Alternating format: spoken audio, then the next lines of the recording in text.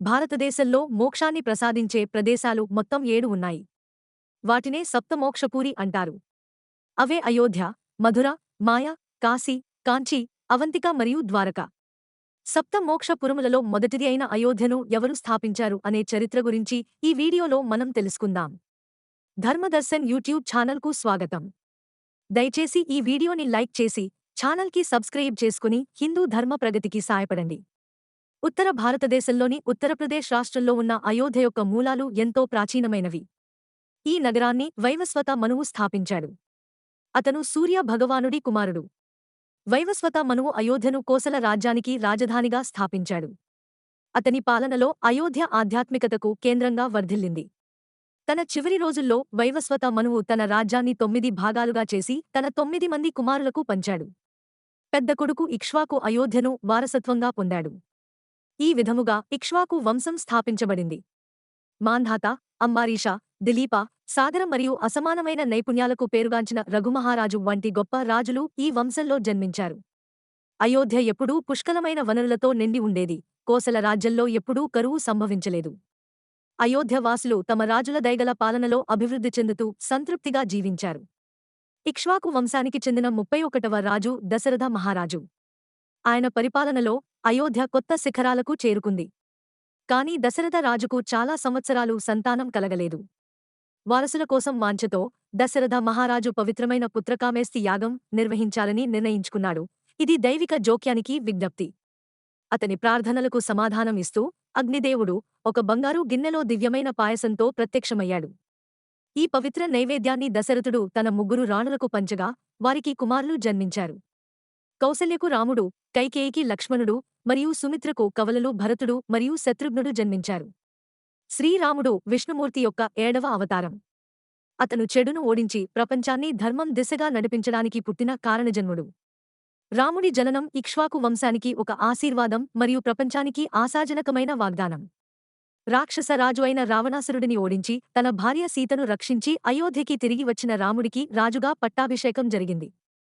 ఆ రోజున అయోధ్యలో ప్రజలందరూ ఎంతో కోలాహలంగా సంబరాలు చేసుకున్నారు. రామాయణం ప్రకారం శ్రీరాముడు కోసల రాజ్యాన్ని 11,000 సంవత్సరములు పాలించాడు. రాముడి పాలనలో రాజ్యంలో ఎల్లప్పుడూ శాంతి శ్రేయస్సు నెలకొన్నాయి. తన చివరి ఘడియలలో శ్రీరాముడు సరయు నదిలో విలీనం అయిపోయాడు. అతని దివ్యమైన ఆత్మ తిరిగి విష్ణుమూర్తిని చేరుకుంది.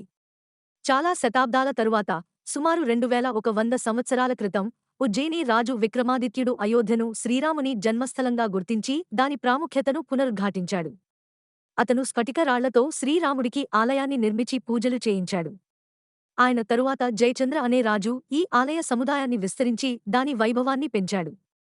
అయితే ఈ ఆలయాన్ని 16వ శతాబ్దంలో మొఘల్ రాజవంశానికి చెందిన బాబర్ ధ్వంసం చేసి దాని స్థానంలో మసీదును నిర్మించాడు. 500 సంవత్సరాల పోరాటం తరువాత జనవరి 23, 2024వ సంవత్సరంలో కొత్త అధ్యాయం ప్రారంభమైంది. ఈ పవిత్రమైన స్థలం యొక్క ఆధ్యాత్మిక వారసత్వాన్ని పునరుద్ధరిస్తూ కొత్తగా నిర్మించిన శ్రీరాముని ఆలయ నిర్మాణం పూర్తి అయింది. దయచేసి ఈ వీడియోని లైక్ చేసి ఛానల్కి సబ్స్క్రైబ్ చేసుకుని హిందూ ధర్మ ప్రగతికి సాయపడండి. భారతదేశంలో మోక్షాన్ని ప్రసాదించే ప్రదేశాలు మొత్తం 7 ఉన్నాయి. వాటినే సప్తమోక్షపురి అంటారు. అవే అయోధ్య, మధుర, మాయ, కాశీ, కాంచీ, అవంతిక మరియు ద్వారక. సప్తమోక్షపురములలో మొదటిది అయిన అయోధ్యను ఎవరు స్థాపించారు అనే చరిత్ర గురించి ఈ వీడియోలో మనం తెలుసుకుందాం. ధర్మదర్శన్ యూట్యూబ్ ఛానల్కు స్వాగతం. దయచేసి ఈ వీడియోని లైక్ చేసి ఛానల్కి సబ్స్క్రైబ్ చేసుకుని హిందూ ధర్మ ప్రగతికి సాయపడండి. ఉత్తర భారతదేశంలోని ఉత్తరప్రదేశ్ రాష్ట్రంలో ఉన్న అయోధ్య యొక్క మూలాలు ఎంతో ప్రాచీనమైనవి. ఈ నగరాన్ని వైవస్వత మనువు స్థాపించాడు. అతను సూర్య భగవానుడి కుమారుడు. వైవస్వత మనువు అయోధ్యను కోసల రాజ్యానికి రాజధానిగా స్థాపించాడు. అతని పాలనలో అయోధ్య ఆధ్యాత్మికతకు కేంద్రంగా వర్ధిల్లింది. తన చివరి రోజుల్లో వైవస్వత మనువు తన రాజ్యాన్ని 9 భాగాలుగా చేసి తన 9 మంది కుమారులకు పంచాడు. పెద్ద కొడుకు ఇక్ష్వాకు అయోధ్యను వారసత్వంగా పొందాడు. ఈ విధముగా ఇక్ష్వాకు వంశం స్థాపించబడింది. మాంధాత, అంబారీష, దిలీప, సాగర మరియు అసమానమైన నైపుణ్యాలకు పేరుగాంచిన రఘుమహారాజు వంటి గొప్ప రాజులు ఈ వంశంలో జన్మించారు. అయోధ్య ఎప్పుడూ పుష్కలమైన వనరులతో నిండి ఉండేది. కోసల రాజ్యంలో ఎప్పుడూ కరువు సంభవించలేదు. అయోధ్య వాసులు తమ రాజుల దయగల పాలనలో అభివృద్ధి చెందుతూ సంతృప్తిగా జీవించారు. ఇక్ష్వాకు వంశానికి చెందిన 31వ రాజు దశరథ మహారాజు. ఆయన పరిపాలనలో అయోధ్య కొత్త శిఖరాలకు చేరుకుంది. కాని దశరథ రాజుకు చాలా సంవత్సరాలు సంతానం కలగలేదు. వారసుల కోసం వాంఛతో దశరథ మహారాజు పవిత్రమైన పుత్రకామేష్టి యాగం నిర్వహించాలని నిర్ణయించుకున్నాడు. ఇది దైవిక జోక్యానికి విజ్ఞప్తి. అతని ప్రార్థనలకు సమాధానం ఇస్తూ అగ్నిదేవుడు ఒక బంగారు గిన్నెలో దివ్యమైన పాయసంతో ప్రత్యక్షమయ్యాడు.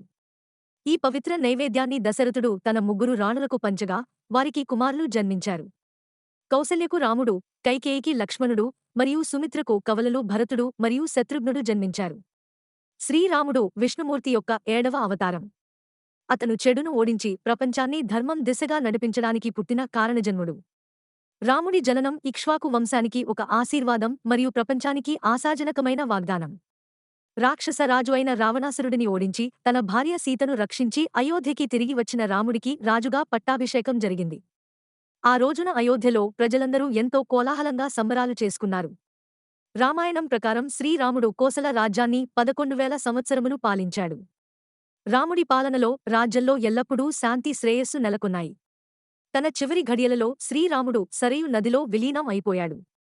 అతని దివ్యమైన ఆత్మ తిరిగి విష్ణుమూర్తిని చేరుకుంది. చాలా శతాబ్దాల తరువాత సుమారు 2100 సంవత్సరాల క్రితం ఉజ్జయిని రాజు విక్రమాదిత్యుడు అయోధ్యను శ్రీరాముని జన్మస్థలంగా గుర్తించి దాని ప్రాముఖ్యతను పునరుద్ఘాటించాడు. అతను స్ఫటిక రాళ్లతో శ్రీరాముడికి ఆలయాన్ని నిర్మించి పూజలు చేయించాడు. ఆయన తరువాత జయచంద్ర అనే రాజు ఈ ఆలయ సముదాయాన్ని విస్తరించి దాని వైభవాన్ని పెంచాడు. అయితే ఈ ఆలయాన్ని 16వ శతాబ్దంలో మొఘల్ రాజవంశానికి చెందిన బాబర్ ధ్వంసం చేసి దాని స్థానంలో మసీదును నిర్మించాడు. 500 సంవత్సరాల పోరాటం తరువాత జనవరి 23, 2024వ సంవత్సరంలో కొత్త అధ్యాయం ప్రారంభమైంది. ఈ పవిత్రమైన స్థలం యొక్క ఆధ్యాత్మిక వారసత్వాన్ని పునరుద్ధరిస్తూ కొత్తగా నిర్మించిన శ్రీరాముని ఆలయ నిర్మాణం పూర్తి అయింది. దయచేసి ఈ వీడియోని లైక్ చేసి ఛానల్కి సబ్స్క్రైబ్ చేసుకుని హిందూ ధర్మ ప్రగతికి సాయపడండి. భారతదేశంలో మోక్షాన్ని ప్రసాదించే ప్రదేశాలు మొత్తం 7 ఉన్నాయి. వాటినే సప్తమోక్షపురి అంటారు. అవే అయోధ్య, మధుర, మాయ, కాశీ, కాంచీ, అవంతిక మరియు ద్వారక. సప్తమోక్షపురములలో మొదటిది అయిన అయోధ్యను ఎవరు స్థాపించారు అనే చరిత్ర గురించి ఈ వీడియోలో మనం తెలుసుకుందాం. ధర్మదర్శన్ యూట్యూబ్ ఛానల్కు స్వాగతం. దయచేసి ఈ వీడియోని లైక్ చేసి ఛానల్కి సబ్స్క్రైబ్ చేసుకుని హిందూ ధర్మ ప్రగతికి సాయపడండి. ఉత్తర భారతదేశంలోని ఉత్తరప్రదేశ్ రాష్ట్రంలో ఉన్న అయోధ్య యొక్క మూలాలు ఎంతో ప్రాచీనమైనవి. ఈ నగరాన్ని వైవస్వత మనువు స్థాపించాడు. అతను సూర్య భగవానుడి కుమారుడు. వైవస్వత మనువు అయోధ్యను కోసల రాజ్యానికి రాజధానిగా స్థాపించాడు. అతని పాలనలో అయోధ్య ఆధ్యాత్మికతకు కేంద్రంగా వర్ధిల్లింది. తన చివరి రోజుల్లో వైవస్వత మనువు తన రాజ్యాన్ని 9 భాగాలుగా చేసి తన 9 మంది కుమారులకు పంచాడు. పెద్ద కొడుకు ఇక్ష్వాకు అయోధ్యను వారసత్వంగా పొందాడు. ఈ విధముగా ఇక్ష్వాకు వంశం స్థాపించబడింది. మాంధాత, అంబారీష, దిలీప, సాగర మరియు అసమానమైన నైపుణ్యాలకు పేరుగాంచిన రఘుమహారాజు వంటి గొప్ప రాజులు ఈ వంశంలో జన్మించారు. అయోధ్య ఎప్పుడూ పుష్కలమైన వనరులతో నిండి ఉండేది. కోసల రాజ్యంలో ఎప్పుడూ కరువు సంభవించలేదు. అయోధ్య వాసులు తమ రాజుల దయగల పాలనలో అభివృద్ధి చెందుతూ సంతృప్తిగా జీవించారు. ఇక్ష్వాకు వంశానికి చెందిన 31వ రాజు దశరథ మహారాజు. ఆయన పరిపాలనలో అయోధ్య కొత్త శిఖరాలకు చేరుకుంది. కాని దశరథ రాజుకు చాలా సంవత్సరాలు సంతానం కలగలేదు. వారసుల కోసం వాంఛతో దశరథ మహారాజు పవిత్రమైన పుత్రకామేష్టి యాగం నిర్వహించాలని నిర్ణయించుకున్నాడు. ఇది దైవిక జోక్యానికి విజ్ఞప్తి. అతని ప్రార్థనలకు సమాధానం ఇస్తూ అగ్నిదేవుడు ఒక బంగారు గిన్నెలో దివ్యమైన పాయసంతో ప్రత్యక్షమయ్యాడు. ఈ పవిత్ర నైవేద్యాన్ని దశరథుడు తన 3 రాణులకు పంచగా వారికి కుమారులు జన్మించారు. కౌసల్యకు రాముడు, కైకేయికి లక్ష్మణుడు మరియు సుమిత్రకు కవలలు భరతుడు మరియు శత్రుఘ్నుడు జన్మించారు. శ్రీరాముడు విష్ణుమూర్తి యొక్క 7వ అవతారం. అతను చెడును ఓడించి ప్రపంచాన్ని ధర్మం దిశగా నడిపించడానికి పుట్టిన కారణజన్ముడు. రాముడి జననం ఇక్ష్వాకు వంశానికి ఒక ఆశీర్వాదం మరియు ప్రపంచానికి ఆశాజనకమైన వాగ్దానం. రాక్షస రాజు అయిన రావణాసురుడిని ఓడించి తన భార్య సీతను రక్షించి అయోధ్యకి తిరిగి వచ్చిన రాముడికి రాజుగా పట్టాభిషేకం జరిగింది. ఆ రోజున అయోధ్యలో ప్రజలందరూ ఎంతో కోలాహలంగా సంబరాలు చేసుకున్నారు. రామాయణం ప్రకారం శ్రీరాముడు కోసల రాజ్యాన్ని 11,000 సంవత్సరములు పాలించాడు. రాముడి పాలనలో రాజ్యంలో ఎల్లప్పుడూ శాంతి శ్రేయస్సు నెలకొన్నాయి. తన చివరి ఘడియలలో శ్రీరాముడు సరయు నదిలో విలీనం అయిపోయాడు. అతని దివ్యమైన ఆత్మ తిరిగి విష్ణుమూర్తిని చేరుకుంది.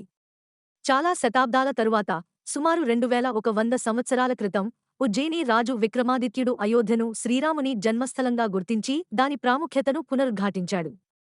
అతను స్ఫటిక రాళ్లతో శ్రీరాముడికి ఆలయాన్ని నిర్మించి పూజలు చేయించాడు. ఆయన తరువాత జయచంద్ర అనే రాజు ఈ ఆలయ సముదాయాన్ని విస్తరించి దాని వైభవాన్ని పెంచాడు. అయితే ఈ ఆలయాన్ని 16వ శతాబ్దంలో మొఘల్ రాజవంశానికి చెందిన బాబర్ ధ్వంసం చేసి దాని స్థానంలో మసీదును నిర్మించాడు. 500 సంవత్సరాల పోరాటం తరువాత జనవరి 23, 2024వ సంవత్సరంలో కొత్త అధ్యాయం ప్రారంభమైంది. ఈ పవిత్రమైన స్థలం యొక్క ఆధ్యాత్మిక వారసత్వాన్ని పునరుద్ధరిస్తూ కొత్తగా నిర్మించిన శ్రీరాముని ఆలయ నిర్మాణం పూర్తి అయింది. దయచేసి ఈ వీడియోని లైక్ చేసి ఛానల్కి సబ్స్క్రైబ్ చేసుకుని హిందూ ధర్మ ప్రగతికి సాయపడండి.